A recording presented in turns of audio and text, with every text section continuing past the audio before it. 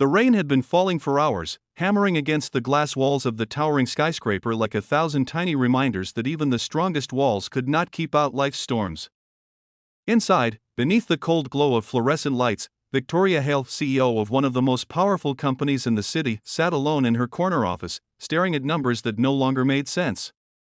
The company's profits had dipped again, her board was losing faith, and the empire she'd built with sleepless nights and iron determination was beginning to crack. For the first time in her life, the woman who was feared, envied, and respected across industries felt lost.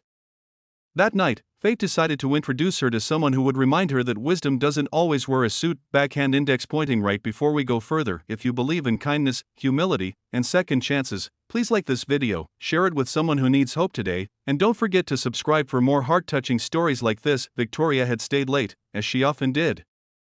The rest of the building was empty, except for the janitorial staff. Her stilettos clicked across the marble floor as she walked toward the elevator, frustration simmering in her chest.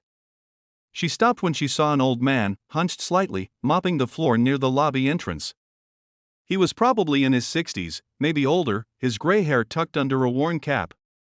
His clothes were faded, his hands rough, but his movements were steady, almost graceful. His name tag read Thomas. Victoria had seen him before, always quiet, always polite.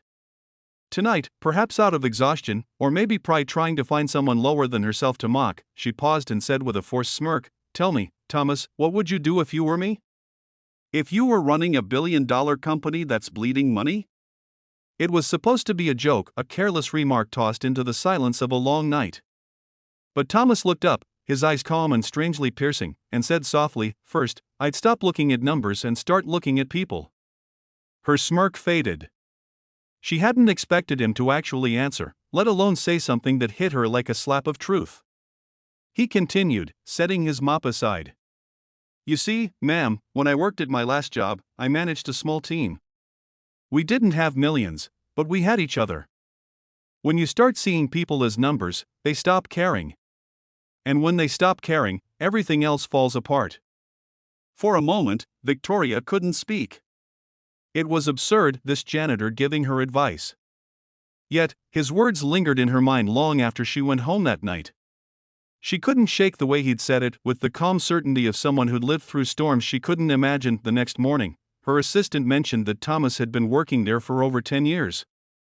Always early, never absent, never complaining. Something in Victoria shifted. That night, instead of rushing home, she waited for him again. This time, she brought coffee. She found him fixing a leaky faucet in the restroom. "You used to manage people?" she asked, trying to sound casual. He nodded, wiping his hands on a rag. "I was a supervisor at a manufacturing plant. We made precision tools. It went bankrupt when the company I worked for got acquired. Everyone got laid off." "Why didn't you find another job like that?" she asked, genuinely curious. He gave a small, tired smile. "I tried.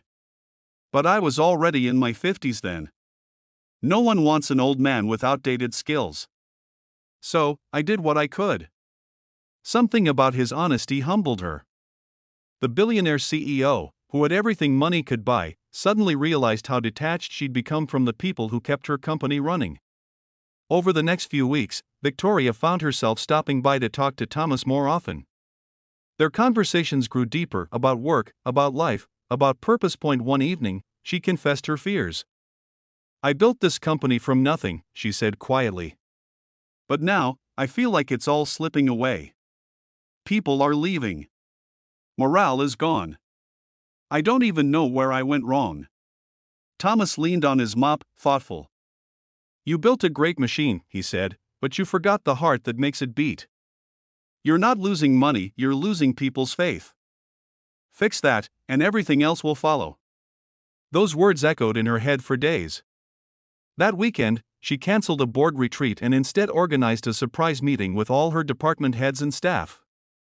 No fancy presentations, no spreadsheets, just an honest talk.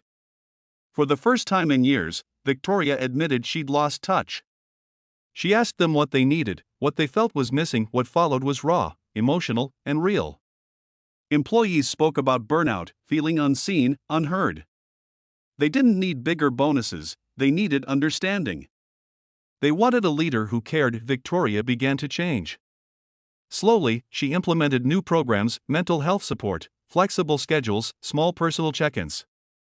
She walked the halls again, not as a figure of power but as a person. She greeted people by name. She listened. Within months, the company's culture began to shift. Productivity rose, not because of pressure, but because people started believing again, and through it all, she kept talking to Thomas. One day, she asked if he'd be willing to speak at a staff meeting. He laughed at first, thinking she was joking, but she insisted. When the day came, Thomas stood before hundreds of employees, nervous yet dignified.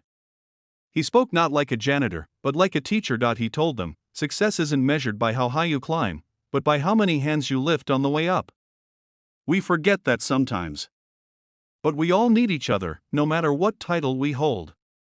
There wasn't a dry eye in the room. Even the most stoic executives clapped through tears.